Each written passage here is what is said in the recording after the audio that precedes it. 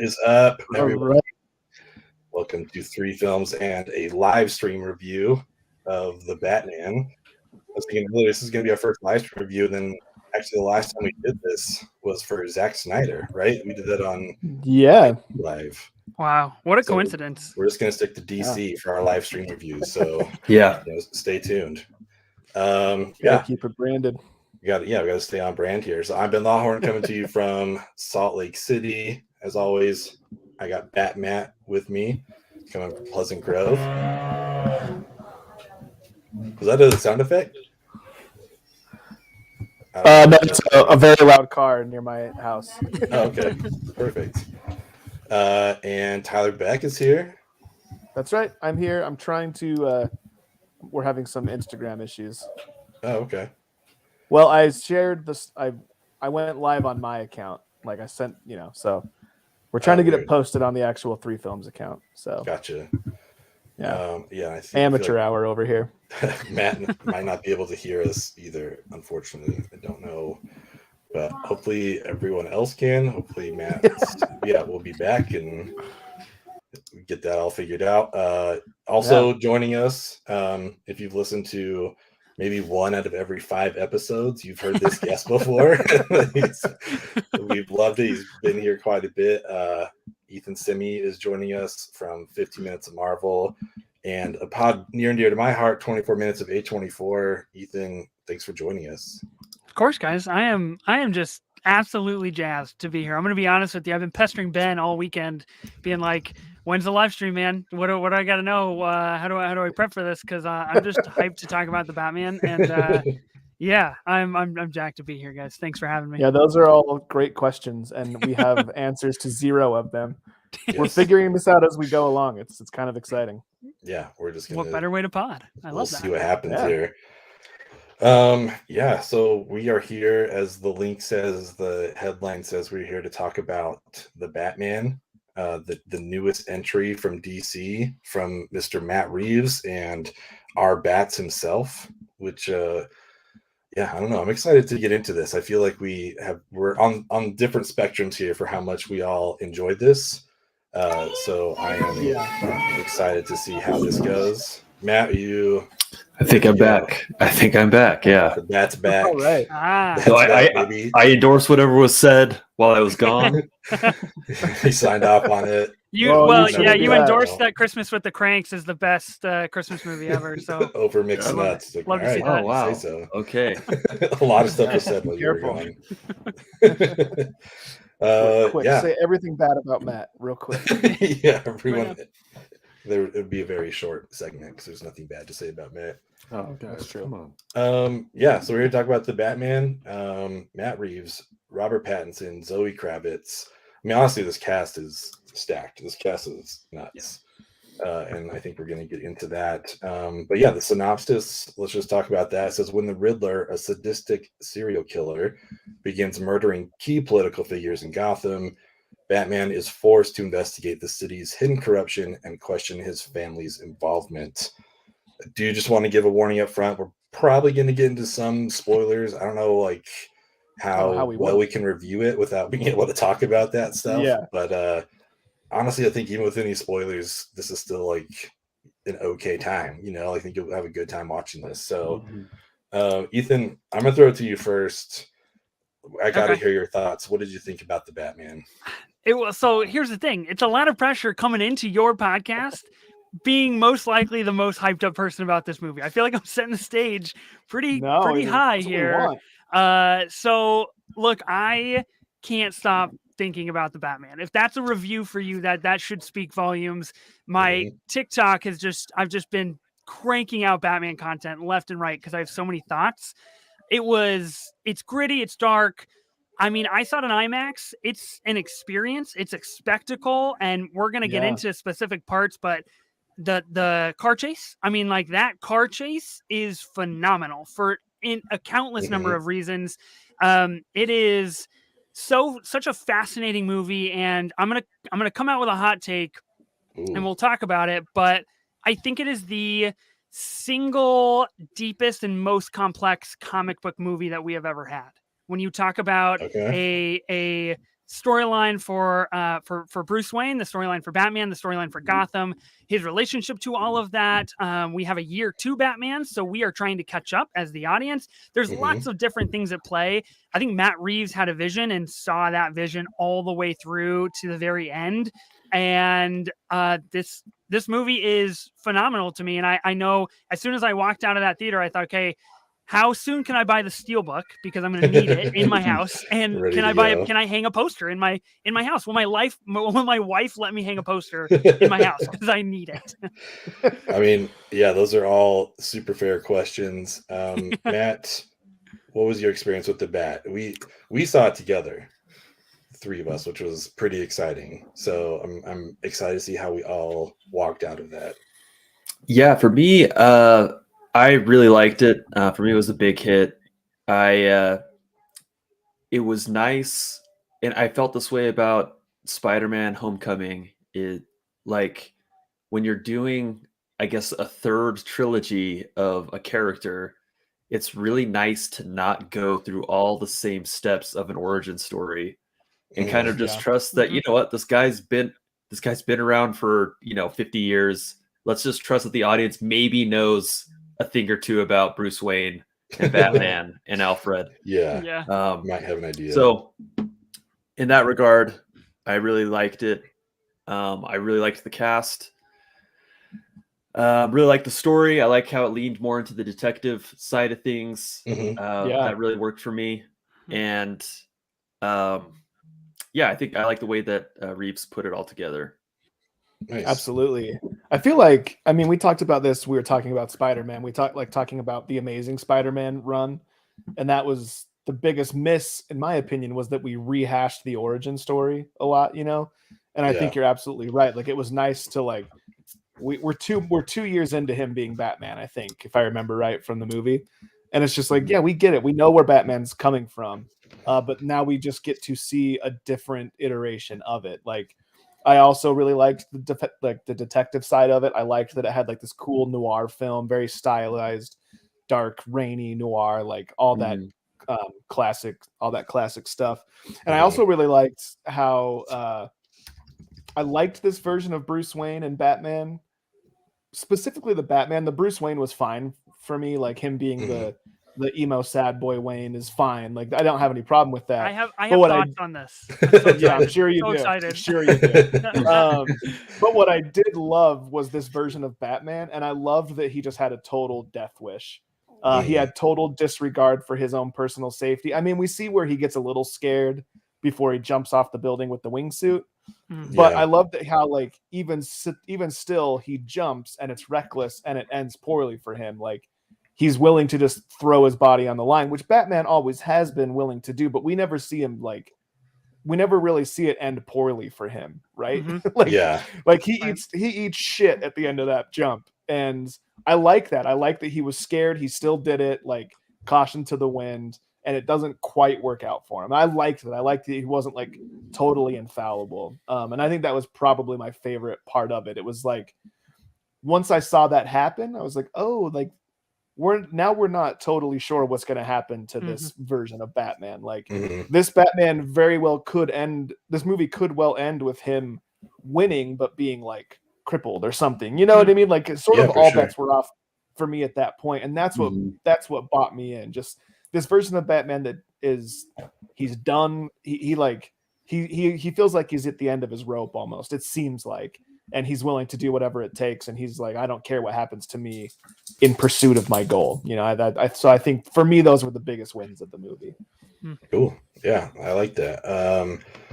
I think I have the most lackluster response to this out of the 4 of us. I gave it 3 stars on Letterboxd, which I still think is good, but it just wasn't, like, it was so weird. Question mark, Yeah, good question mark. I mean, my response, you guys probably saw it, but anyone who didn't, it was just like the text version of, like, the shrug emoji. It was just like, I don't know, it was fine. It was like, it happened.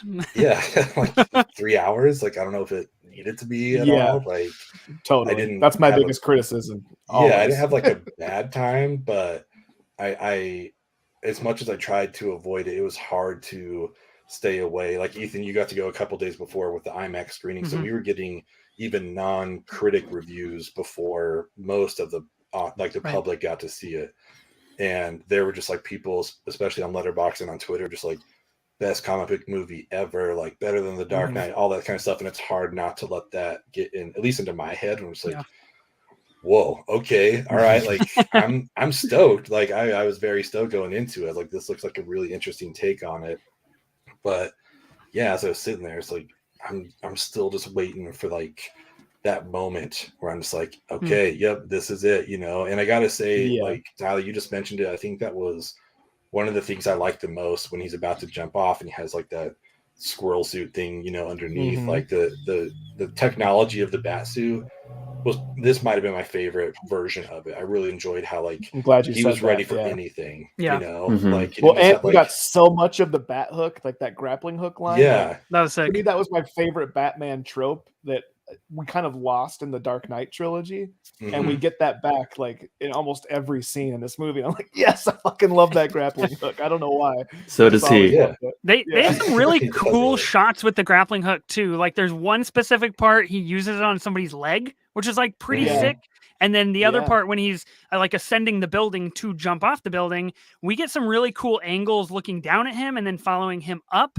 And there's the camera work and the cinematography in this movie is, I would say, the best out of any Batman movie for sure. You could be pushing comic book movies all together.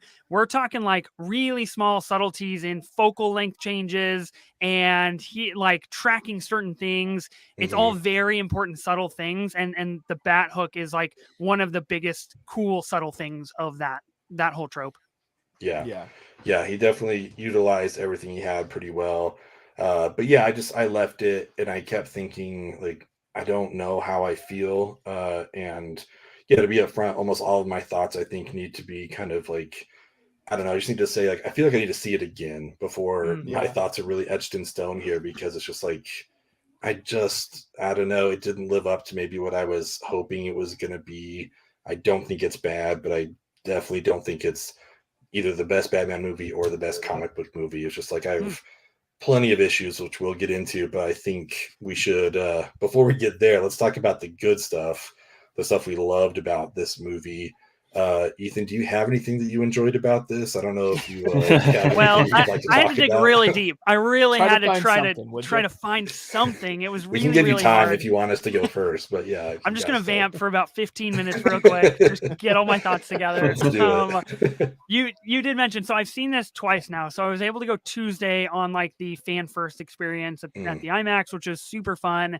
I was able to go again yesterday morning in IMAX again, which again, like that's the way to go see this movie. Like it is a whole experience, I think. I think for me, it's pretty obvious that the whole detective narrative was the right way to go, is the right thing about this movie. It's as close to David Fincher directing a comic book movie as we're ever probably going to get. I think the initial reveal of the Riddler was just absolute like Fincher vibes, and I think it stuck with that. So I think that was really smart and really the right way to go in terms of like setting the dark tone and the grittiness and like this kind of like underling of Gotham City. And that's probably the most immersed in Gotham that I've ever felt. So I think that was another really key point. But for me, as I continue thinking about this movie, the one like above all, and it's so freaking difficult because you said like this cast is stacked. Like Pattinson does a great job as Batman. Kravitz is fantastic as Catwoman. You've got the score. We're going to talk about the score. Like you have the cinematography, you have the lighting, everything about this movie is so like extra level. But I love the fact that we're getting a year 2 Batman. Matt, you said like, we don't see the Waynes get murdered. We don't have to live through this origin story. Extremely smart of Matt Reeves to do. And I know a lot of people have a gripe with, he's supposed to be the world's greatest detective. Why is he like not solving these riddles any faster or any better? Like, why is he doing this? It's because he's only been the Batman for 2 years. Like, if that, and he's not the world's greatest detective. We are learning how he is becoming the world's greatest detective. We have a very intentional scene in his flying bat suit where he falls and he tumbles because he's not 100% sold on, am I Bruce Wayne? Am I Batman? How dedicated I am to certain things. That is the overall part of this movie that I find so fascinating, that I enjoy so much, is that we get to see a Bruce Wayne that is different than the billionaire philanthropist, clean cut looking dude that we got in Christian Bale. We have a different vibe, and he's still learning who he is in Gotham. He's still figuring out how to be a detective, how to be Batman, how to have a relationship with Gotham PD, and how to do all of these things. And we get to go on that journey with him. Like I said, I think it is the most complex and deep comic book movie that we've gotten ever, or at least in a really, really long time. And it is because of that makes it so rewatchable and so curious to me to continue to think about and like dive into. I just think it has a lot more under the surface than like, oh, dope, he's punching people for 3 hours, which is super cool. But like, it's got a lot more to it than that. Yeah. Yeah, I'm not sure if I'm quite ready to go like deepest, most introspective or whatever comic book movie, but I mean, it's certainly up there. And I certainly agree with all those points. I mean, and again, that was my favorite part about this version of Batman, is that it was a little bit different than what we've seen. I mean, we sort of get the vibe of like the Dark Knight Rises, where he's like totally reclusive, right? But we didn't get, in this version of Batman, we didn't get the part where he wasn't that, where he was like the playboy out on the town. Yeah. We go straight into him just being the recluse in his house. And I mean, if we're, as far as the good's concerned, I mean, this movie was just gorgeous to look at. And in my opinion, it was really fun to just watch. Yeah. And besides like just seeing a new version of Batman and just being gorgeous to look at, like I wrote in my Letterboxd review, because I sort of feel the same way that you do, Ben, where I really enjoyed it, but like I wasn't quite sure. I felt like I was on the like unsure side of enjoyment. You know what I mean? Like I knew I liked it, but I wasn't quite sure where it fits in my rankings. And ultimately I was just like, look, I just like Batman. You know what I mean? So just like you're gonna give me like a stylish, cool new twist on a story I love and a character I love and a franchise that I love. Like, great. I wrote that the 4 stars is your rating to lose at this point. Like, if you're gonna go full on like Batman versus Superman, like, yeah, you've lost your 4-star rating, right? But like, if you like, if there's some thoughtfulness, if there's like, I'm not exactly quite sure how to articulate it, but for me, it held that 4-star rating. I'm like, great, just keep giving me this Batman. Riddler's my favorite villain. I liked this version of him. I liked that he was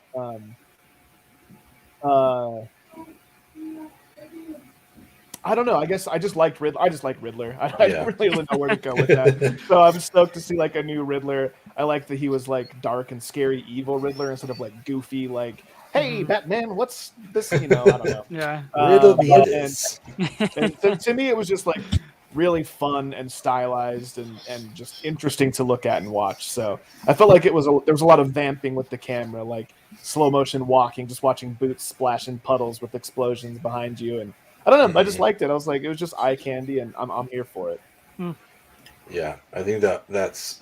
I mean, it all sounds right. You know what I mean? Like when I went to Letterboxd, I initially put in 2.5 stars. Ben, you're killing me, dude. You're killing me. My heart is bleeding more and more and more as this goes on. But I was just like, it's not bad. Like I didn't dislike it. I just was like, I don't know. I think this movie made me realize, to your point, Tyler, just like how much I love the Bruce Wayne side of Batman. Like that's some of my favorite stuff is when like we get to see, you know, the whole argument of like that's his real secret identity is Bruce Wayne, like he's actually Batman. And I think maybe that's like the biggest part of this. I was just like, I don't know, I missed that, and maybe we'll get that in the second one. You know, maybe like he'll start realizing like, oh, I gotta, you know, hobnob with these people to get more information or whatever. But that for me was just like, oh, this was kind of like, I don't know. I had never realized how much I enjoy that side of Batman until I didn't get it. And then I was like, oh, okay. But being that this is the segment of what we like about it, I'm always excited to see John Turturro. So Right, he went full John Turturro as well. Like he just sent it and just committed. It was awesome. But I love that they let him be just like a legit bad guy. Yeah. Because so often he's got to have like a little weird quirk, or he's just got to be goofy or something. But like he was just a bad guy in this. I'm like, oh, it's cool. Yeah. It's great to see him do this role. You know, my girlfriend and I were talking about that. And like, I agree 100%. The Batmobile is rad. The score is rad. And the cinematography was rad. You know, it's like I enjoy all of that stuff. Like it was, I can't deny that kind of stuff. It was really, really good. Did you guys know that Turturro was in the movie? I had no idea. I had no idea. I think I had seen one behind the scenes photo where they're at the funeral, but I had forgotten by the time we went to go see it. So it wasn't something that I was like waiting for Turturro. You know what I mean? Like I had no idea about Sarsgaard. Like, I was gonna say you can just bust out Peter Sarsgaard in like a pretty incremental scene. Like that's kind of a deep cast. Yeah, without a doubt. And then I have mixed feelings on it, like I do about all this stuff. Like it was cool to see finally the detective side of Detective Comics. You know, like it was cool to see that. But that also led to some of my most like frustrating moments with this movie, which we'll get into the next segment. But until we do that, Matt, what worked for you here? What did you really enjoy about the Batman? I guess sort of repeating what we've already kind of covered. I really liked the Pattinson Kravitz casting for those roles. I really loved this version of Bruce Wayne. I feel like I always had to buy into whatever Bruce Wayne was giving me, like because he's not in pretty much every version. He's not exactly like the source material. With the exception of maybe, like, I guess maybe the closest one is Ben Affleck's because he's dapper, you know, square jaw, like that sort of like Batman animated series, Bruce type of Wayne, but certainly wasn't my favorite Bruce Wayne. This one, I don't know, like he kind of sold me. I kind of like, I don't know if this was the angle Matt Reeves was going for, but I kind of felt to me like instead of going with like this, okay, well, what does a child of a billionaire, you know, do when his parents are gone and he's a recluse and all that? And it felt like they took like, okay, well, what if Mark Zuckerberg, you know, parents died and he was a recluse and never wanted to go out, and like the idea that Bruce Wayne is this guy that he never wants to be and he never wants to be seen or do anything like in the guise of Bruce Wayne, like that communicated to me like he has to do this. Like that's like I thought they did a good job of showing that was like the costume that he had to put on to you know, gaining entry to certain places that he couldn't as Batman. And so I like that side of it, which also led to one of my like favorite parts of this thing is the first time he goes to the club and the bouncer opens the door and there's fucking Batman in your face. He's like, you know who I am? He's like, yeah. And he's like, I'm gonna go get my brother and beat this guy up. Like he's been beating people up for 2 years, but I think my brother and I could take him. It's like, what are you guys doing? Like, just let him in. Like he's gonna destroy you. What's happening here? But, so for me the Bruce Wayne thing like really worked for me. I thought it was cool. I also liked like from the detective side of things, it didn't bother me that he wasn't the world's greatest detective, but like it was pretty clear that he was also like the best detective in town. Like right, having there on every crime scene, like actually solving things and like actually like moving the needle. It's like they need to get him on payroll because their other detectives aren't doing their job. He's just freelancing. Some of this chemistry between Batman and Gordon, who's played by Jeffrey Wright, like at these crime scenes is so premium for this movie, especially when the cop is like, shouldn't he like not be here? He's like ruining this chain of evidence. And they just like look at each other and he's like, he's wearing gloves. Like we're good, man. It's chill. And like their relationship is a whole other thing that I could speak on, which is so interesting. But yeah, and there's another very specific part too. He does a lot of talking with his eyes where he doesn't say anything, but he'll glance a certain direction, or he comes up behind the forensic evidence woman taking pictures and then walks away to a certain spot and looks back at her, looks down at the spot, and like gives her this hint of like, hey, you should probably come photograph this, which, you know, he's getting better. And I think a lot of that stuff is done in a really unique fashion. Yeah, totally. it was never not funny to me seeing him like there with all the cops on a crime scene. Like, Yeah. And I think it was intended to be like, I think they wanted to point out like this guy is insane. Like he's dressing like a bat. Yeah. But I also think there are times when you're looking at Robert Pattinson in the bat suit and it's like they literally just took that one still shot from Good Time and just threw the bat suit on it. On top of that's him just standing there, you know, in the crime scene. But my last note on like the bat suit that Ben mentioned is I like how like a lot of the gadgets and stuff, they felt even a step less detached to like what we see in technology today than like the Christopher Nolan Batman like gadgets.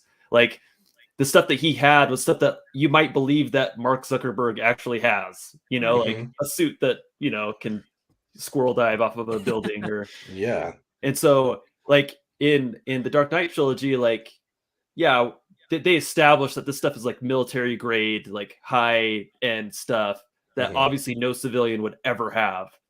But in this one, it's like, okay, I could see how a billionaire might actually, you know, have this. Yeah. You make all this work. All right, let's talk about maybe some of the stuff that we didn't love as much. And I can let you know that I'll be hitting back on Jeffrey Wright in just a little bit, Ethan. But until then, I want to hear your thoughts on what you didn't love about this. He's on the chopping block, Ben. I thought we were on the same team, Ben. Oh God. Okay, well, that's a great segue into me trying to find something bad with this movie. There's one specific thing, and there's one thing that I didn't like the first time, understood better, and liked it better the second time I saw it. The first being, I feel like if we were going this route of minimal exposition when we're talking about backstories and history, and we all already know the story with the Waynes, and we can understand from the the direction that this movie goes, we can understand all of that kind of like dirty stuff with Thomas Wayne and hiring Falcone to like do a hit essentially, and all of these things. We can kind of get that. It was way over addressed. Like it was spoken about ridiculously way too much. Like if we were going for the minimal route, that is the one gripe, especially the scene that we have with Alfred in the hospital. I understand the connection that Bruce and Alfred have, and we need to understand that Bruce can confront Alfred and say that you lied to me the same way that we've seen happen in other Batman movies. It's a very key part of the relationship. I understand that. But like Alfred having like a 6-minute monologue about Thomas Wayne and explaining a video that we've already seen, that was like the biggest problem for me. I think Andy Serkis was underutilized as Alfred. Hopefully we'll get some more of that coming in the second movie or another property or a spinoff or whatever he's going to show up in next. But he kind of just disappeared. Like after the hospital scene, the guy's out. Like we just don't, we don't know if he makes it out. Like, is he good? Like, does he go back into a coma? We just have no clue. So that's like my one biggest gripe. And then like the kind of the minor one is some third act pacing, what felt like multiple endings. Really, you kind of get this feeling of like, oh, that was an ending. Oh, geez, we have another scene. Well, okay, that's an ending. Oh, nope, we have one more scene with the bat and the cat. Oh, and that's the final ending. Okay, now we're finally here. The first time I was like, oh gosh, I do not like that. The second time I was like, oh, this is done. This is structured very purposefully to show Batman understanding that vengeance isn't the way and hope is the way forward for Gotham City. And while he understands that hope is the way and is actioning on this idea, we then see how the Riddler is descending deeper into madness, because that's not what was supposed to happen, according to the Riddler. So structuring those scenes back and forth is very specific and very purposeful in understanding this juxtaposition between the two characters. And then I understand that kind of grandiose final scene with the bat and the cat parting ways and figuring out what is next for them, what is next for individually and together in Gotham and all of these things. And so I get that. At first I was like, oh, we should just like post-credit scene some of this stuff. That would have been pretty cool. But I'm backtracking on that a little bit. I'm still not like 100% where it's like, yeah, that works for me. But that is one of the main reasons I'm like 4.5 stars, not 5. but I'm pretty close to 5, Ben. So watch out. Pretty close. Pretty close. I can give you half of one of my stars if you want. Yeah, man. Bring it over here. I'll take it. Easy. Yeah, I think the runtime is going to be like the big glaring issue with this. Sure. And we talked about this with Justice League last live stream. Is that sure? Like the Snyder cut, right? You're talking about the Snyder cut. Yeah. Okay. Snyder cut. That's a brutal one. You can, as an artist, you could say I needed all 6 hours to convey my vision, to tell my story. But like, part of what makes a great director is being able to, tell the same story or maybe even a more powerful story with less. And like, maybe there are entire things of this that just like don't make the cut and don't need to, not just because like you want it to and it's part of your vision. Like sometimes you got to show the restraint and show that you can also make it make sense without whatever you're cutting. Because you go and look at behind the scenes stuff from other movies that are also long, and like all that stuff's good too. Like they're not cutting bad stuff for the most part out of movies. And so I would be interested in seeing like an hour cut from this movie. Brutal. Not to say that any of it's bad, but give me a 2-hour The Batman, and I'd be interested to see what that is, how that looks. I will say that some of the big reveals in this movie did not pay off for me. I did not. The second that Falcone is involved at all, to me it was very obvious that this guy's the Kingpin. And when they spent, the next 40 minutes unraveling that he is indeed the Kingpin, it's like, okay, we know. Like, this was very obvious. Like, I'm not the world's greatest detective either, Batman. But, I saw this coming. Yeah. And then, like, to add to that arc, Selina Kyle being, his daughter didn't really... It felt like it didn't really matter. Like, I understood from her own personal character standpoint, yes, it mattered, like, for her character, but then it's like, well, why does it matter for her character in this movie? Like, why does that arc exist here? Yeah. And so, those would be my things with this movie. Yeah, I would say, like, I was really surprised. I was like, oh shit, that's her dad. But you're right. Then it was like, well, then so what? You know what I mean? Like, it's not gonna change anything. I think it doesn't. I think the biggest part of that, to play devil's advocate, would be that it somehow gives Batman a closer, more personal connection to Falcone, and it makes his decision that much harder about how he feels about Selina and becoming vengeance. Because if vengeance means that he has to take down Falcone, that means on some level he's okay with hurting Selina and possibly taking out Falcone or ruining her very minimal family that she does have, because that's probably why we get the entire monologue from her about how she was raised, right? And I'm with you. I think a lot of that stuff isn't necessary. Like, it doesn't play to the same power as like some of these riddles. Like, I think some of the big reveals on the riddles worked quite well. But like this whole thing about Falcone, it was definitely overdone. But that's my devil's advocate. Like, it kind of makes things really dicey for Batman, but it could have been explained in another way, possibly. But that's all. Yeah. I didn't think about that. That's a good point.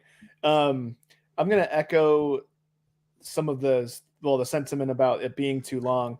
I didn't necessarily have an issue with the movie being so long, but if it's going to be a 3-hour movie and we just keep going back to the same places over and over and over, like we go back to the club, like 3 or 4 or 5 times, it feels like. I didn't keep count, but we spent so much time in that club, and understandably so. That's like the hideout, that's the hangout. But like, I don't need, like, we have 3 hours of this. Like, let's do some other stuff. Like, all the shots of them standing next to the spotlight over the city were gorgeous. Like, put them on your wall. Those are amazing shots. But like, we spent so much time on that goddamn rooftop. Like, I get it. Like, Gotham's a big place, man. There's crime everywhere. Like, I would have loved to have seen the Riddler send him on like a breadcrumb trail across the city, so we see all these weird seedy locations. Like sort of like Seven. Like how Seven, we spend a ton of time in that movie in different parts of the city. We don't ever go back to the same location that many times that I'd remember. Yeah. And to me, that was like a big failing of the 3 hours. It's like, I get it. Like here's the club. This is where they hang out. Like it felt like a 5 city block radius for Gotham right. or something. It's like for it to be such a big, beautiful city, and like, I don't know. And before we go too much farther, I want to shout out the deal from YouTube commented. I was just gonna Nirvana song, bring that up. Yeah, being in the soundtrack was clutch. I was so stoked. Fantastic. The vibe of it was perfect, and just the mood of it fit perfectly. They didn't like the terrible. Well, they called it the terrible Joker tease scene. I didn't have a problem with it. I do think Joker is somewhat sacred, and I want to talk about that a little bit later. So I can see why it's touchy to introduce a new Joker, and if you didn't like it, you didn't like it. I didn't have a problem with it. I'm reserving judgment, I guess. Yeah. Can I speak on the Nirvana song for like 1 second? I think it was done so smartly because it bookends the movie. We start with it and we end with it. And at the very end, the song means 2 completely different things. So if you listen, I mean, like the chorus, right? Something in the way. In the beginning, he is trying to figure out what is in the way of Gotham becoming a better city, because his voiceover, his monologue is saying, have I made the city any better? Have these 2 years been of any benefit? Something is in the way of making Gotham better. And then at the very end, something is still in the way of making Gotham better, but it's probably not as much, and it's probably not as heavy because he is going in the same direction. But that song inevitably leads into this Joker tease scene saying something's always going to be in the way of Gotham becoming what you want it to become, which is just really smart soundtracking. Well, Gotham loves a comeback story. Who doesn't? Truth. Right? Well, it's just like that song. All those goddamn citizens keep moving back after everything happens. I always think about that. Like, why? Who? Rent must be insanely cheap. Like, I have to live there. I know I might get killed, but it's just so they're getting cheap. stipends or something, dude. They're getting checks. Must be. Yeah. So okay. I wanted to talk about the deals comment, because I agree. Like, I love the Nirvana song, but it lost so much impact for me since it was in the trailer. Like, once it played in the movie, I was like, yeah, no, I mean, this was really cool in the trailer, but now I'm just like, we've heard it, whatever. So personally, I don't even remember it in the trailer at all. I wish it got saved for the movie. So I mean, I'm sure there's plenty of people that still worked for them, but I was just like, man, it was a great trailer song, but now using it in the trailer and then twice in the movie, it's just like, okay, like, got it, like that's a lot. But and as far as the Joker thing, like, number 1, I just wish it didn't happen. But number 2, if it did, I wish it had been a post. Pretty big number 1. There's that. That's number 1. Small thing. When we get out of the way, I wish it never existed. Small thing if it just wasn't there. I don't know. Like, if anything, make it the post-credit scene. I think it would have been really good. I thought the movie was going to end right there. I'm like, cool. All right, we're done. This is like maybe a weird ending, but we'll cut it. And then, to speak to some of your points earlier, just like, well, we got a couple more endings we got to do. It's like, okay, then this maybe should have been after the credits, I think, in my opinion. But I don't know. And to speak to that, like, I know we're all big Spider-Man fans here and everything, and things can be said about that as well. But I feel like we got 5 villains in this that we've seen before. Like, I don't think we got anybody new in this movie. And I kind of wish we had, because I feel like Batman has like the best villains besides Spider-Man. Like, he's got so many good villains to choose from. And I just like, we've seen Joker, we've seen Riddler, we've seen Catwoman, we've seen Falcone. Like, we've seen these people, but I understand that they're just like part of the Batman narrative, and I get it. But I don't know, part of me is just like, I wish there was like someone new that was introduced here. But I don't know. That was part of my complaints. I forgot one of my favorite parts actually involves one of these 5 villains, and it was when the Penguin is tied up as they're leaving. Okay, thank you. And he's just like waddling out to the Great thing. He's like, help me, what are you guys going to leave me? He's like, okay, that was funny. Like, that was great. But speaking to that, like, I feel like Colin Farrell was in a very different movie than everybody else was. And really? Tell me more. I wanted to see Colin Farrell's movie. Like, no habla español. Like, we finally got, like, it's a funny guy in here, and everyone else is fucking you're getting a serious the whole time. You're getting a spinoff. You're getting an HBO Max spinoff. I wrote Matt. I'm glad he listened to me, Mr. Reeves. Thank you. Like and subscribe. Wait, Ethan, is that speculation or is that real? No, that's confirmed. Confirmed by Colin Farrell. He has said it in interviews. Like, we're working on a Penguin spinoff. I don't know if we're talking 6, 8 episodes, or 6, 8, 10 episodes. Like, what are we gonna do? What's the substance? Who knows? But anyway, I think he is in a separate movie to an extent. But I think without Cobblepot in this movie, you don't fully form the tone and the idea of just how gritty Gotham is, just how street level and ingrained all of this crime is all over the city. And I think he's a really important part of the movie. And I think that monologue is one of the best. Next to the Riddler's monologue in Arkham Asylum, I think that's like the next best thing. Yeah, and I mean, I agree with that, but I also feel like if Colin Farrell wasn't here, it would have been 2.5 stars for me, because like I liked him enough, but it just made me realize like that I wanted that from more. I just wanted that more, Also, I'm very glad to know I wasn't the only one who was thinking that with the trailer. I appreciate the support on this. So yeah, I don't know. I'm trying to look at my notes that I had here. Yeah, I think along with Cobblepot, I'm curious if Jeffrey Wright's going to grow on me in the series, in the TV series, because I didn't buy him. I love Jeffrey Wright so much. I think he's fantastic, and I was very excited about this, but I don't know what it was about it that just like, I don't know, it just wasn't clicking for me. Like, I don't know. I didn't realize he had any sense of authority, and I just didn't, I don't know. I didn't buy it. I didn't dig in. Maybe it's just the character, not even Jeffrey Wright, but just the character itself. It's like, I don't really understand the purpose of this person. Yeah, and the Riddler's motive, it felt like Electro in Amazing Spider-Man 2 to me. He was just like, nobody knows who I am, so I'm gonna kill everybody. What? Like that's what you're gonna do. He's like, I was also an orphan, so I'm gonna kill everybody. Okay, like I don't know, like maybe he doesn't need to be more than that, but that's I felt the similar feelings that I did with Electro. It's like, you don't know who I am. Like, yeah, I don't know a lot of people. That doesn't mean you have to go around killing everybody, I mean, I could at least understand if you're living the same lifestyle as someone else and they're getting all the sympathy and the whole world feels bad for them, but no one gives a shit about you. At least it was plausible to me. I understand what you're saying.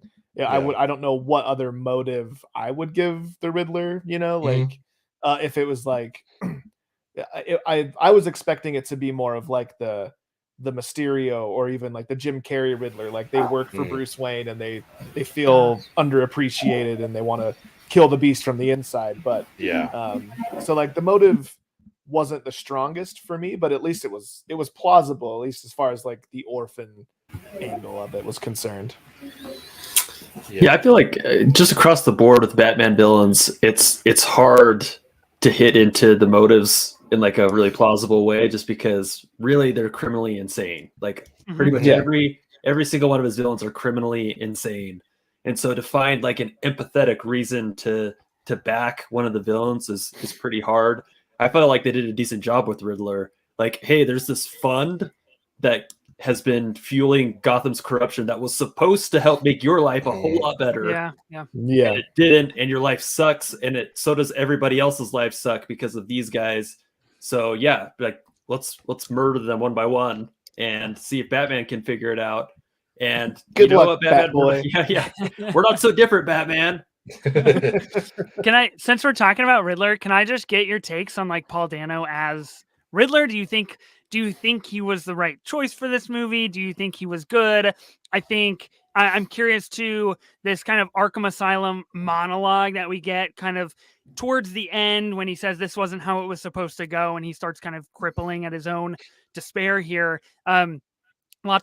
I've heard lots of different hot takes on that very specific scene. And of course it ends up being one of my favorite scenes of the movie. And why not? So I'm curious, like Paul Dano, we're definitely not all on the same page, I would assume. No, I was into it. I mean, it was sort of my overall take of Batman. I'm like, I love Riddler. Like, cool. It's cool. It was a fun Riddler. Like thumbs up. Different Riddler. There's no question marks involved. I mean, obviously in his coffee. The monologue at the end, it not going the way he wanted. which I thought was interesting because to me, I was like, well, he kind of won. Like Mm-hmm. what he wanted to happen happened, right? Like he flooded the city, he killed Falcone, like all of that stuff happened. Like he won. The only thing he didn't win was winning over Batman to his side, or he was hoping to find some connection to Batman. Yeah. At least that's how I felt. I was like, that's the only thing that he lost, but in ultimately he accomplished everything he wanted to do, which I thought was interesting. Like Batman didn't stop shit. I mean, he did. He stopped like the mass murder inside the Coliseum, right? But like, so I mean, I was into it. I liked Paul Dano when he was unmasked in the diner quite a bit. I thought that was interesting. I liked to see that he wasn't formidable without the mask, but he was with the mask. You know what I mean? That's something we see a lot of times with villains, I think, in comic book stories, but it just seemed especially so with this version. And yeah, I was all for it. I was into it. Yeah, I liked that he was intentionally wanting to get caught. I thought that was interesting. You know, we saw in the trailer where he's like not putting up a fight. It's like this is all part of his plan. I think that was some people's complaints of The Dark Knight, where it's just like the Joker got caught, but did he want to get caught? But you know, there's like, was this like a backup plan? I don't know. So I enjoyed that. I really enjoyed Dano's performance during that whole monologue. Like he was really just like going for it. I was into it. Like I thought it was great. Like he was really just like he's doing his thing and he's still alive. So I'm really hoping that we see him in 2, because I really did have a good time with Paul Dano quite a bit. I liked the intro. One of the pods I listened to talked about how it's kind of like a Hitchcockian intro, like Rear Window. You know, we're just like watching everything. Like, oh, it's really kind of a cool aspect to that as well. So, yeah, I was into it. One of the other things that Ethan, I think you talked about with Andy Serkis, was we didn't get the Batman origin story here, which was great. But at the same time, Andy Serkis told us, like, hey, you guys could have had maybe parents killed in the alleyway by some guy. It's like, man, you guys were so close to not talking about that at all, and it would have been great. But then it's just like, hypothetically, what if some lowlife killed your parents? You know, and then like a pearl necklace shattered on the ground. What about that? It's like, a good thing it didn't happen. It's like, why did you guys even say it? Like, it was just like so close to not addressing it. And the last thing I'll say is I just wish it had been rated R, because I think that would have been great. Like I don't know. I really wanted that. There's one reason I want it rated R. I don't want it. I don't really want to say it on the pod. All I can say is like, Batman's pretty horny. Full frontal Pattinson and Pattinson. He's pretty horny Batman. Like the sparks are there, baby. I'm all for horny Batman. Like that's the one reason I want rated R. Like let's go. I like how they even like to go with that. Like he's watching Selena in her building, and he is not looking away. No, at all. No, never breaks. No, like, I was here. Never mind his contacts are recording. It's like, oh, she's changing clothes. Okay, I'll wait. Yeah, it's fine. I don't want to miss anything. Yeah, I didn't love that part, but it is. Yeah, that was funny. Weird emo Batman. He probably would do that. Yes, he would. Okay, let's get into a segment we normally do in our pod called the elevator pitch. I don't know, just like Spider-Man, I don't know who's going to have to be sold on going to see this. I feel like you're either here for it or you're not. And it sounds like $120 million worth of people have been here for it this weekend, which is great. Yeah. But yeah, what would you guys show somebody that maybe wasn't in the trailer or whatever to get them sold on going to see the Batman? Ethan, I'm throwing to you first. That's tough because I chose something that you kind of see in the trailer, which is totally fine. Yeah, I mean, feel free. And I think it's one of the things that like sold me on this was like, wow, this is pretty intense. Like Penguin is kind of losing it. Like when he says like, I got you. Like he thinks he won. He thinks he got the Batman. Yeah. And so I'm going with the car chase. I think this is the coolest, at least Batman car chase that we've got. I think it is incredibly unique, powerful, like visceral. It's just like energetic. I adore the fact that the car chase, it starts with Colin Farrell's character, Cobblepot, like calling him out and being like, "Hey, vengeance!" and like waving his gun in the air, and then he just like dips in the car, and Batman like jukes him out with his car. He like revs everything up, and then he goes and he brakes, which is really funny to me. I think the fact that basically all of this was done practically is absurd, and I'm so grateful and I'm so thankful. Like, it wasn't Denis Villeneuve that set the standard, but basically set the standard and said, like, Dune's going to be practical. You should all do practical movies. And it's like, yeah, we absolutely should do that. So like him jumping through that fire is just phenomenal. It's incredible. So I think if you're going to see like one scene to really get the full gamut of like what this movie is possible of, I think that would be the scene. A runner up for me is the memorial when the Batman shows up and is trying to help solve the Riddler's puzzles. With, you know, the guy has a collar around his neck. We get a really focused Riddler narrative in that scene. We get to see how dark the Riddler is. And we also get to see how much Bruce Wayne doesn't necessarily care about what happens to himself. He is so hell-bent on vengeance, on finding the Riddler and understanding the location and understanding who the rat is to solve the riddle, that he just doesn't give an F about if this collar's going to explode 2 feet from him. So I think that's a fascinating like character study in this very brief moment in the movie. So I think that's a close runner-up. Nice. Solid. Tyler, what have you got? I'm gonna go with the scene you mentioned earlier. The first time he goes to the club as Batman, and you know, meets the brothers and just punches his way through the club.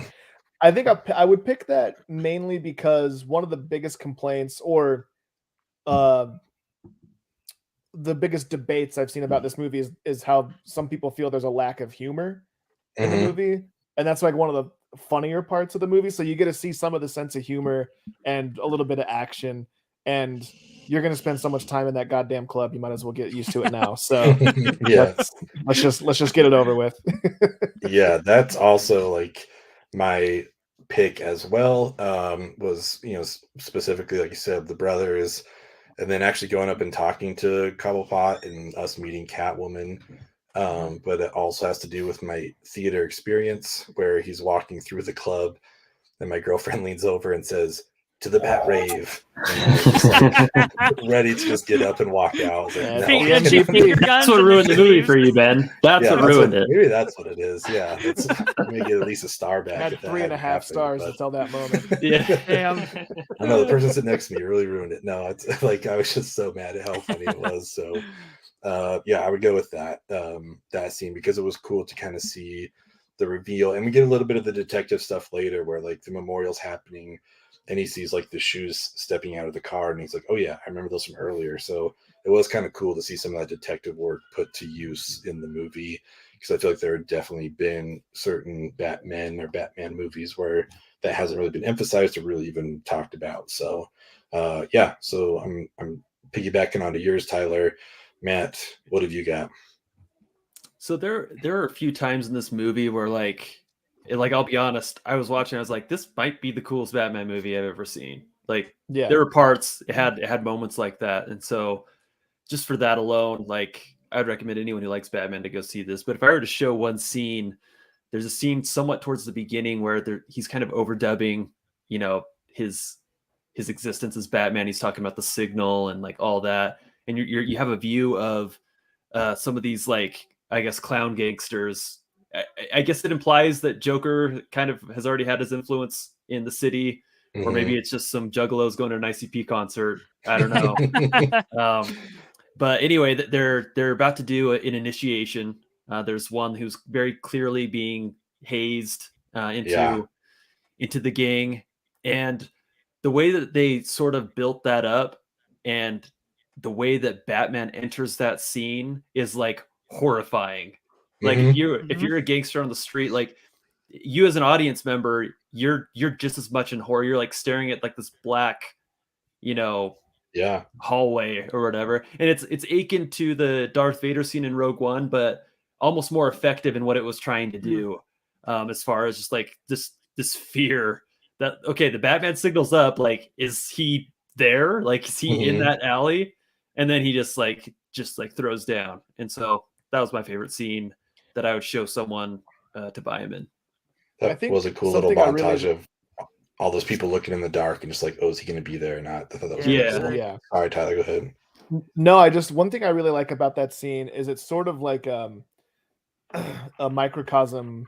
I don't know if that's the right word in the right context, but that scene was so close to being like on the cheesy side with the I'm vengeance line. Like, that could have tipped the movie one way or the other. And I think that's like representative of the movie as a whole. Like, maybe that might be one of your issues with it, Ben, is it's so close to just being corny. Like, it's really, really pushing the boundaries there. And for me, it stays on the right side of it. There's enough that pulls it this way. And I appreciate that it's so close to the line, because that's part of what a comic book movie is, right? Like one-liners and whatnot. But like the way it was delivered and just the way it was shot, and it was just right for me, for just that line and that reveal, because it was like, to me, I was like, oh, he means this. Like, he really does believe that he is the personification of vengeance. So it was effective for me, and I think it was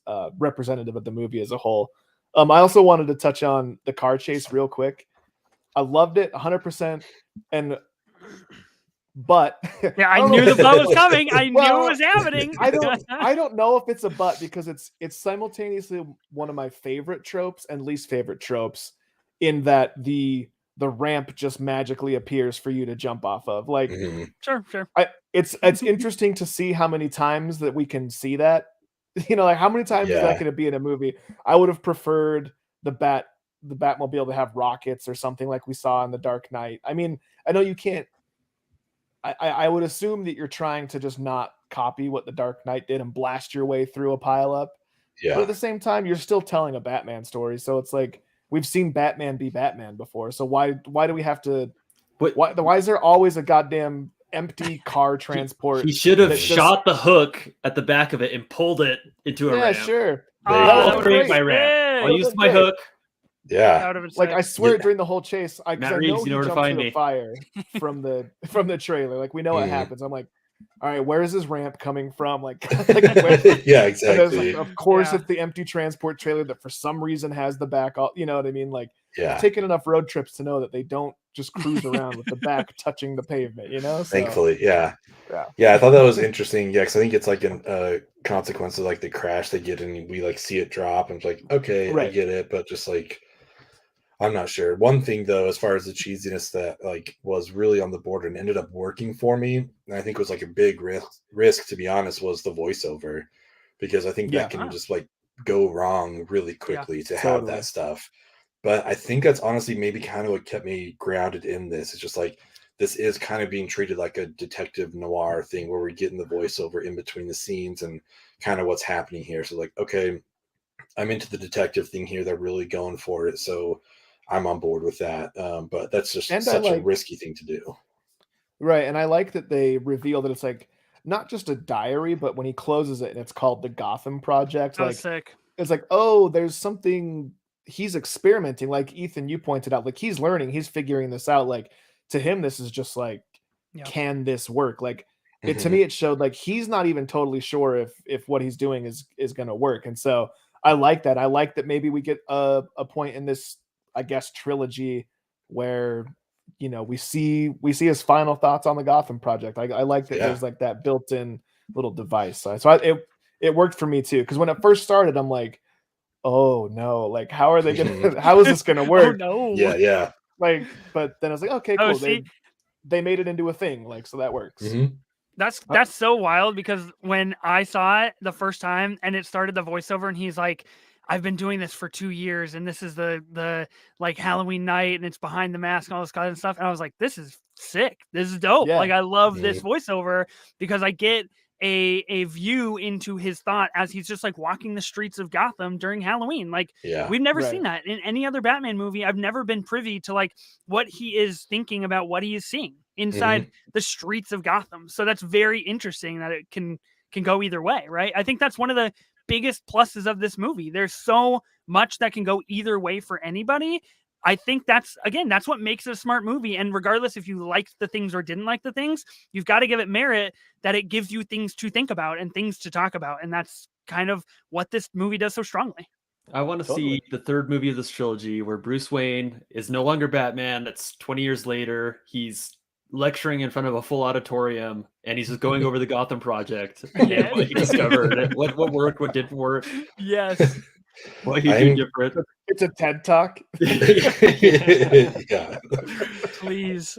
I'm curious, Matt, like you're seeing, we talk about the subway interaction.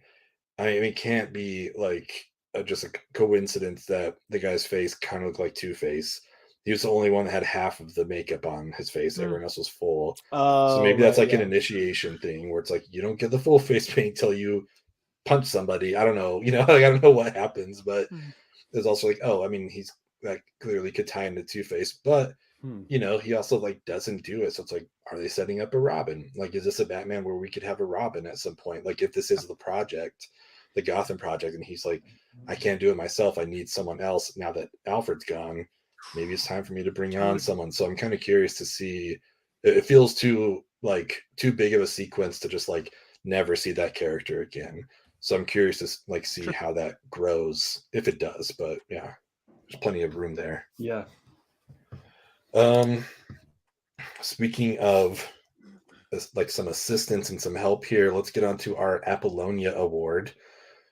This was coined after we watched Purple Rain. Just kind of come to mean who is our favorite supporting character, like who maybe influenced the movie more than the protagonist himself, Batman. I don't know if anyone falls into that here. I think we've talked about quite a few that could qualify for, but yeah, he was the star of the show, and I kind of want to know, out of the many people that we saw with Robert Pattinson in this movie, who was our favorite supporting character in the Batman. Ethan, I'm throwing it to you. Okay. I mean, look, I love Jeffrey Wright. I'm going to say he's not my pick, but I loved him. I thought he was great in this movie. The really hard thing about this movie is that it is so deep when it comes to trying to choose like a top 5 or like my top 3 people in this movie or whatever it may be. I think it uses everybody perfectly. I think everybody is designed for the roles that they have really wonderfully.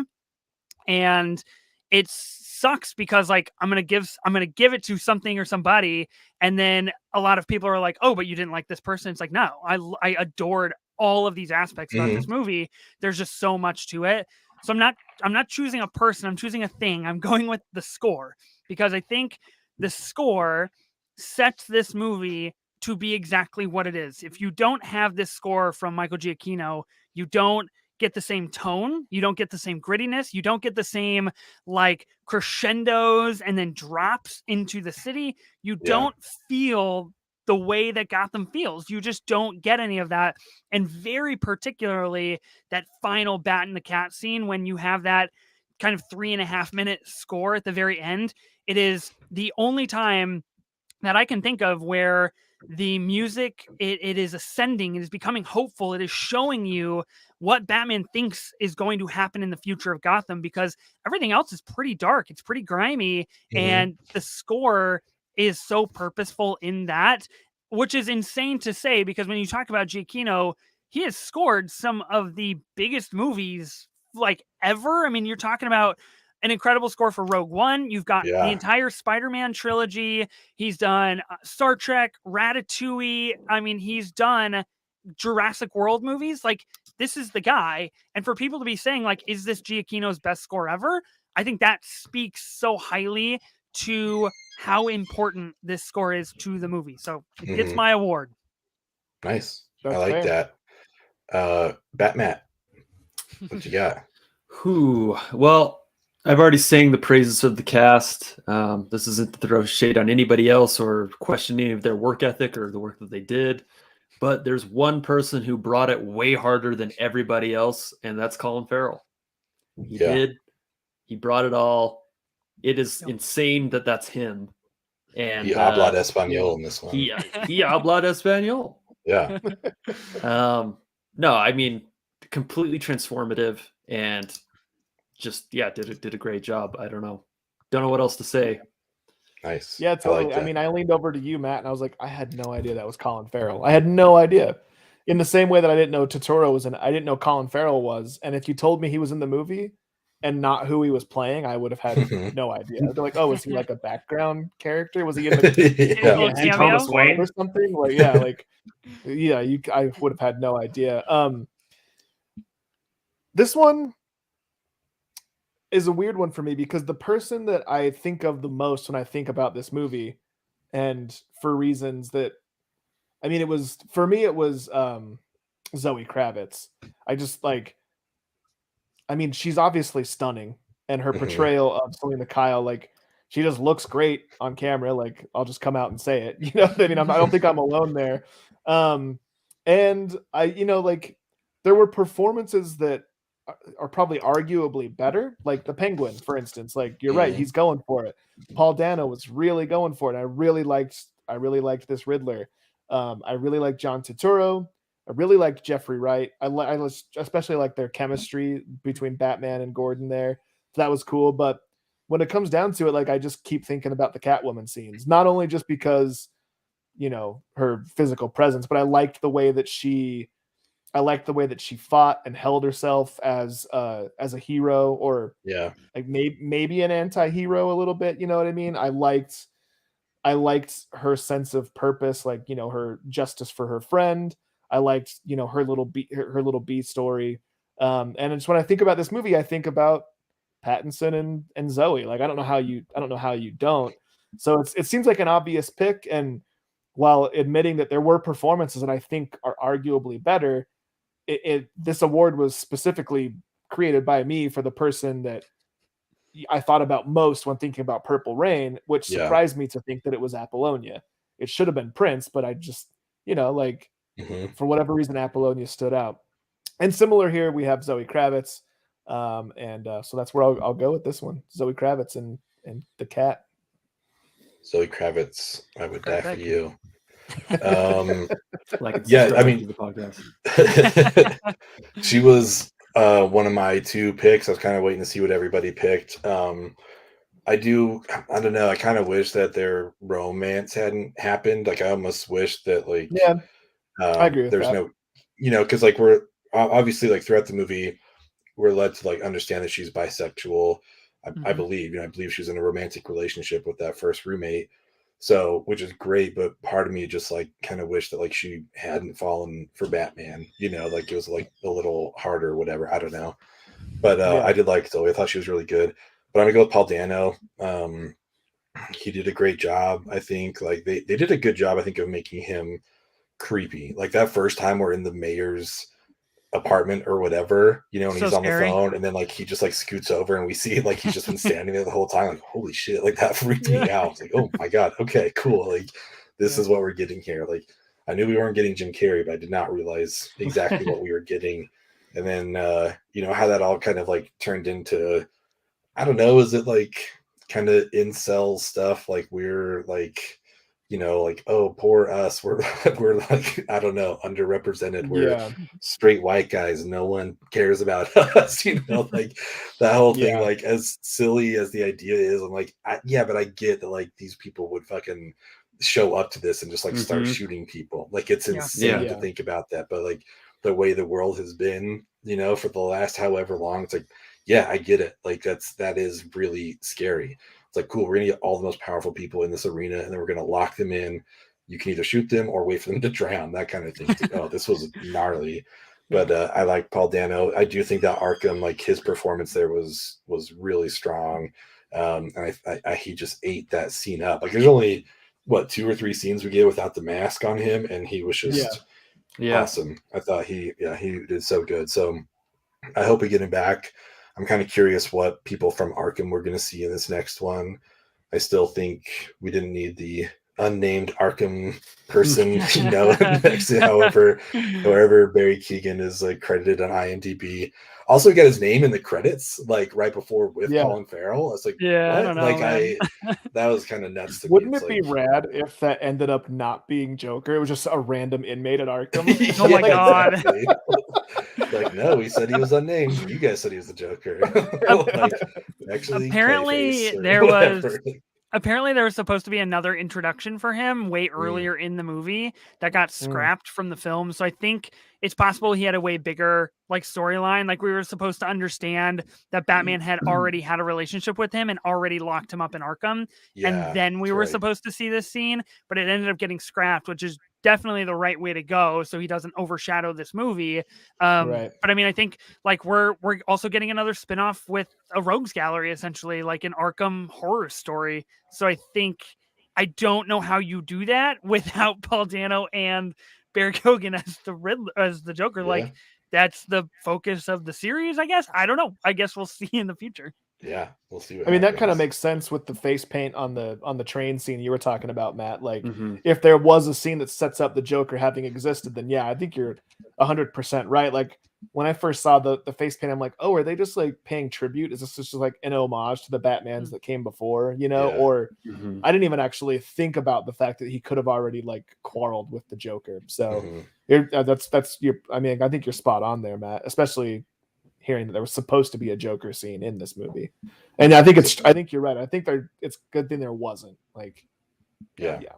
I still think it could have served better, just like a post-credit scene. But you know, if there's anything that we need in the world, is 3 cinematic Jokers out there. So now we've got all 3 that we need. So there was a second when I knew we were going to see the Joker. I was like, oh, what if? I was like, oh shit, are we going to see? Are we going to see? Joaquin. I was like. Are we like? I was actually really excited, and that's maybe the biggest source of my disappointment in that scene was that it wasn't Joaquin. Like, that would have been too smart for DC to do that. It would have been. It's not in line with their how they operate as a movie company. Yeah, like let's just start over. Another reboot is what we need here. Speaking of DC, I think it's time to head to our Rushmore Mountain. Basically, I'm just kind of curious, like if you have a Rushmore and you want to tell it, that's great. But I'm just kind of curious if the Batman would make it into your Batman Rushmore Mountain. Is this now one of your 4 favorite Batman movies? Ethan, I have an idea of where you're going here, but I just got to hear it for sure. Well, like it got chiseled yesterday, man. It's been on Mount Rushmore. You've been doing all day. It's out there with the chisel. Yeah, dude. I hand chiseled it. I got Robert Pattinson's face and jawline appropriate. Yeah, look, I think if Robert Pattinson does end up getting a trilogy, I think you're talking about a true contention for the best Batman trilogy ever. I think Christopher Nolan's Batman trilogy is that's all our time for Ethan. So just kidding. Sorry. Go ahead. It was a pleasure having you on the pod. I think. I mean, you gotta think about the fact that we haven't had a Batman movie in. I mean, The Dark Knight came out 14 years ago, so you're talking about The Dark Knight Rises coming out like 10 or 11 years ago. I know we've had Batman in between that with Batfleck, and I think he's fine. But I think in terms of a self-sustaining trilogy, the way that this is going sets itself up to be so much more grandiose than what the Dark Knight trilogy ended up being. And I haven't seen Batman Begins for a long time. I know a lot of people are saying like, look, this is underrated. It deserves to be on a Rushmore of sorts. But I've got the Batman, this movie, on my Mount Rushmore. I've got the Dark Knight because it's the Dark Knight. I mean, I think this conversation will be perpetual, like forever, maybe. Now that we have the Batman, people trying to say, is the Dark Knight better than the Batman? Is the Batman better than the Dark Knight? Nobody will ever touch Heath Ledger, et cetera, et cetera, et cetera. There's so many different avenues to go for that conversation. They are 2 absolutely different films, but they're both wonderful in their own rights. I've got Batman 89, Michael Keaton. I think that's pretty iconic when you're talking Batman. I think that is up there. And then for my 4th spot, I feel like I'm going to break the rules a little bit. So let me know if I can't do this.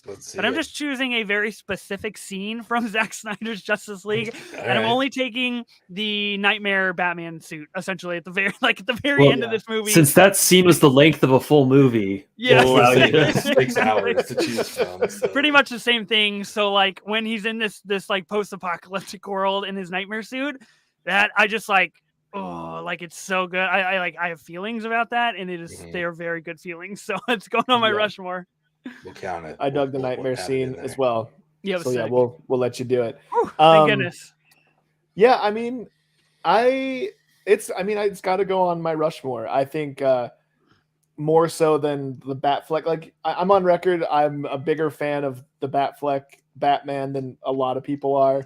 And I think Matt actually hit on something earlier when you mentioned it.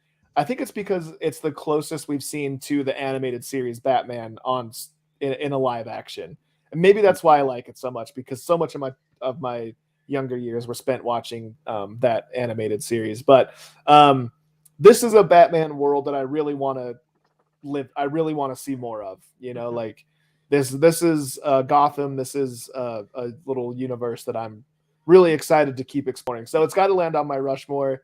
I think The Dark Knight is probably the GOAT Batman movie for me. I'll never forget the experience of watching that for the first time and just the impact it had on me. So those two, the original Batman, I mean, I have a recorded cassette off of HBO that I wrote with my little kid handwriting Batman and Robin on, even though Robin wasn't in it. I just associated the two. So that's like forever going to be on my Batman Rushmore. And then I'm on record as loving Batman Forever and Jim Carrey Riddler. So I've got 2 Riddlers on my Rushmore and 2 Jokers on my Rushmore. That's cool. Solid. Paul Dano spent hours with Jim Carrey just going over the I want to see that tape. How do I not do what you did? Mine, Matt, doing this was tough because I feel like I have maybe 5 Batman movies that could go in any order on my Batman Rushmore. I don't really have like a concrete order, but just for the sake of the exercise, I'll throw up Batman Returns because I don't recall a time in my life not knowing that movie. It's just always been there. Got to go with The Dark Knight. And I would absolutely throw the Batman up there. Like I said, I alluded to this earlier. There were moments in this movie where I was convinced that it might be the coolest Batman movie I've ever seen. And I remember feeling that way in The Dark Knight as well. So that has that holds a lot of weight here. And then I'll just go with Batman 89 as my fourth. Yeah. Cool. Nice.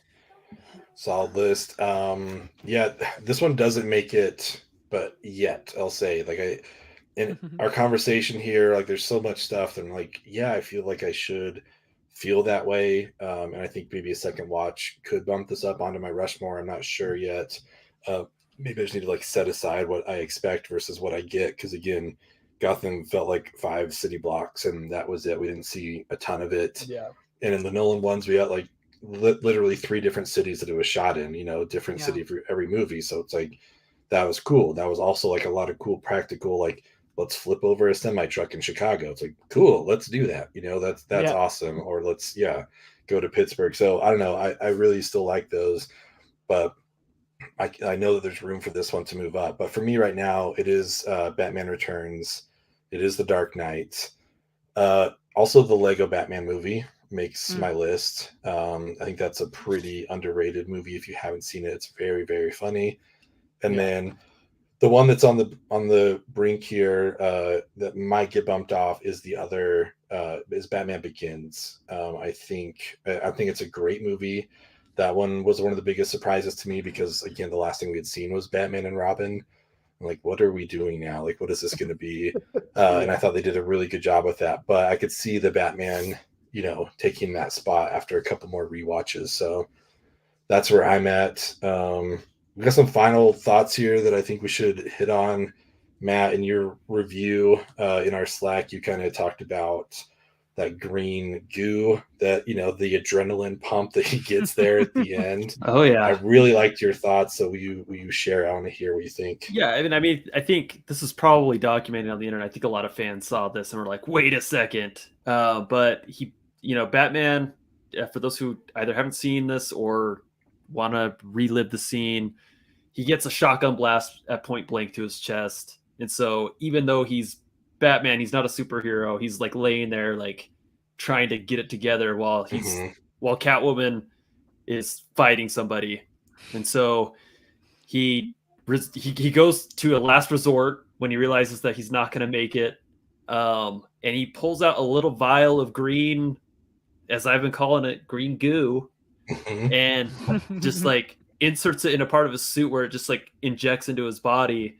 And then out of nowhere, he's just completely just like overpowered and Yeah. out of control, completely out of control. Yeah. And so it has all the ingredients of the venom that Bane takes to fuel his stuff. And I just thought, how cool of a thing would it be to, in this trilogy, be introduced to that, because Batman already has some of that stuff.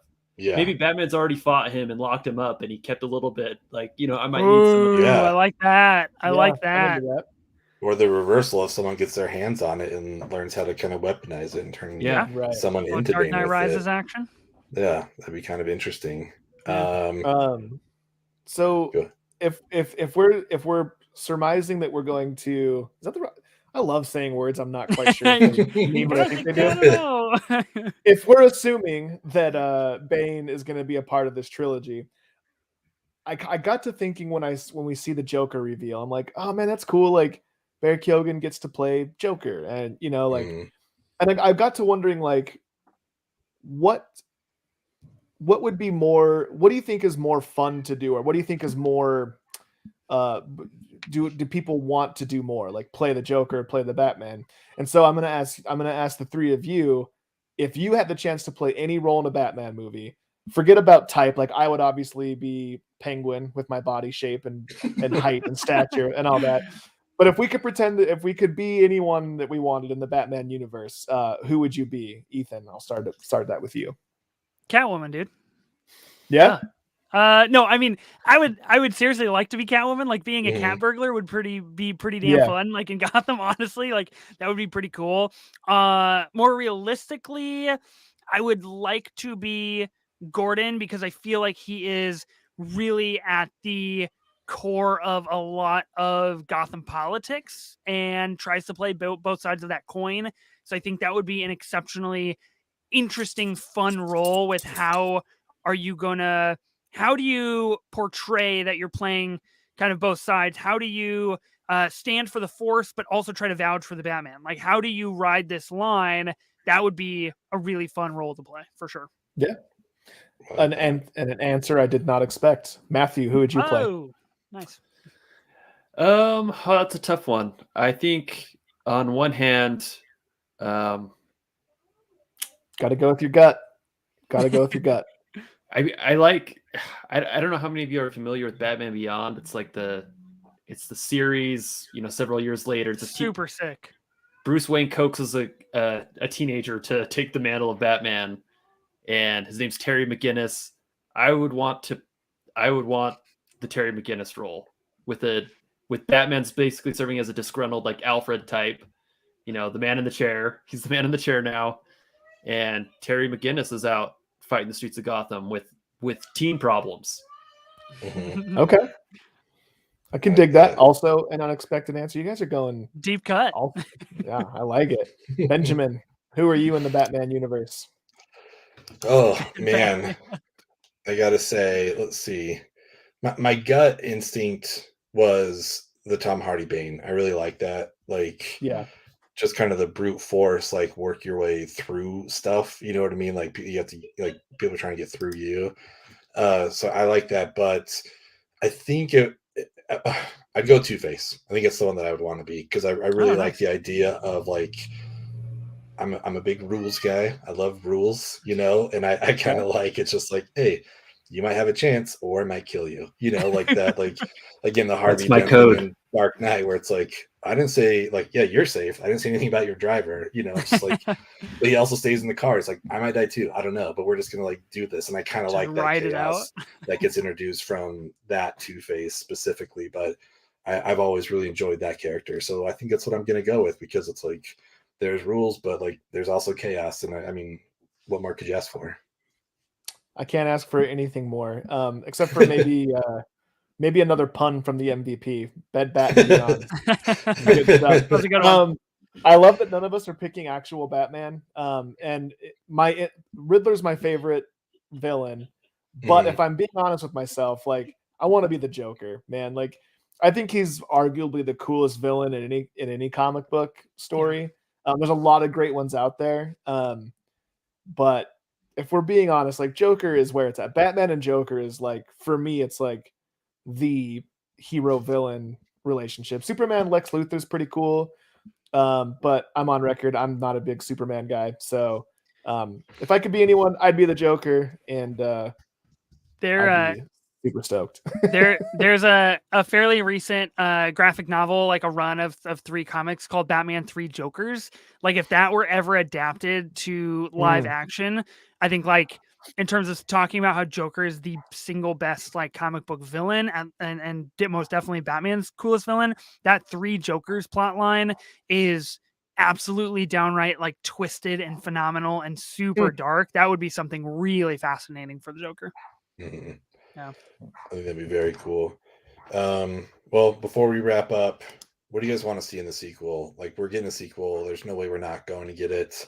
I know I talked earlier about being tired of seeing the characters that we've seen before, but I don't think I would mind Matt Reeves' take on Poison Ivy and how she could like use her abilities and stuff to affect everybody. I think that might be really kind of interesting to see. No idea for a plot. Obviously, they've kind of let us know that Joker and Riddler are going to be around. Penguin's still there, all that kind of stuff. So we'll see what happens. But I would like to see his take on Poison Ivy. Ethan, what about you? What would you want to see in the sequel? I think plot wise too, like I'm pretty ambiguous. I don't really care where the plot goes or where this movie takes me, but there are very specific things that I am now demanding from this second film, and it is the fact that this movie took 5 years to get in front of our faces, right? It was supposed to be Ben Affleck, then Pattinson got casted, then Pattinson's been Batman for 3 years now going on and doing this movie. So I think what I want for a sequel, I want the same tone, I want the same immersiveness, I want the same intimate relationships that we get. I want it to stay in line with what we are seeing. I don't want it to take on a potential more than you can choose situation where sequel, let's bring in Two-Face and Mr. Freeze, and then our trilogy, we're just gonna have a rogues gallery. Like let's not go crazy. Let's just be very methodical. Like this movie was very specific in being that for the Riddler, and I think we should stay down that road. I would love to see something where the Riddler gets back out and the Joker's pulling some strings with the Riddler, or they find somebody else, or something to that fashion. I am super curious, though, how our 3 spinoffs are going to play into this universe at all. Are we going to get Pattinson showing up in any HBO Max spinoffs? Like, are we going to learn more about the GCPD and Gordon's relationship with them and how it impacts everything with Gotham? Like, where are we going with all of this? I have no clue, but I'm demanding that the tone stays exactly the way that it is right now. Yeah. And as soon as you diverge from this dark and gritty tone, you're effed. That's my really passionate take on the sequel. I like it. Watch out for Ethan. Pay attention, Matt Reeves. Don't fuck this up, Matt Reeves. I think so. Mine, oh man, we've already been introduced to pretty much every Batman villain in a Batman movie, even though like those 90s Batman movies just, throw, it's like a party bag. Like, let's just throw these 3 in there and these 3 in there. So I know that, we've already seen them all. I think one of my favorite storylines recently, and I say recently, I think the storylines happened like 10 years ago, is the Court of Owls, which is essentially a secret society in Gotham City that's kind of been pulling the strings for centuries, not just, in the last, 20 years. And they're a very powerful organization, and like Batman uncovers secrets. You uncover secrets about his family and all that. And I think this kind of plays into that a little bit because he's like learning stuff about his family and their roles and things. And so I could see what I would like to see with the sequel in a trilogy is maybe the sequel is him digging deeper than the renewal plan and seeing that there's like more of a Court of Owls thing going on here. But then once he kind of tackles that, creating sort of a vacuum of power, that's where, Joker's able to come in full hog in the 3rd installment. Full bore. Yeah. Yeah, that would be cool. Yeah, that would, because I actually would like to see a story that takes place more in Gotham, right? Like where Gotham is more of the character and maybe more of the villain. And I think that Owl's storyline could do that, where like it's not necessarily one villain. It's like the entire entity of the city and you know the dark forces that are controlling it. I actually wouldn't mind seeing like just ancillary stories that are just taking place while this crazy shit's going on. Like give me like, this is a really weird pitch, but like give me like before midnight, but like in Gotham. You know, yes! Like, before sunrise, you know, like, let's go. I want to see like that. Yeah, I want to see like the explosions happening in the background while someone's riding the bus. You know, like yeah. I don't know why. I just think that'd be an interesting sort of like in the same vein of like Agents of S.H.I.E.L.D., which I've never watched, but just more like ground level, like everyday person in Gotham, like what it would be like to be living.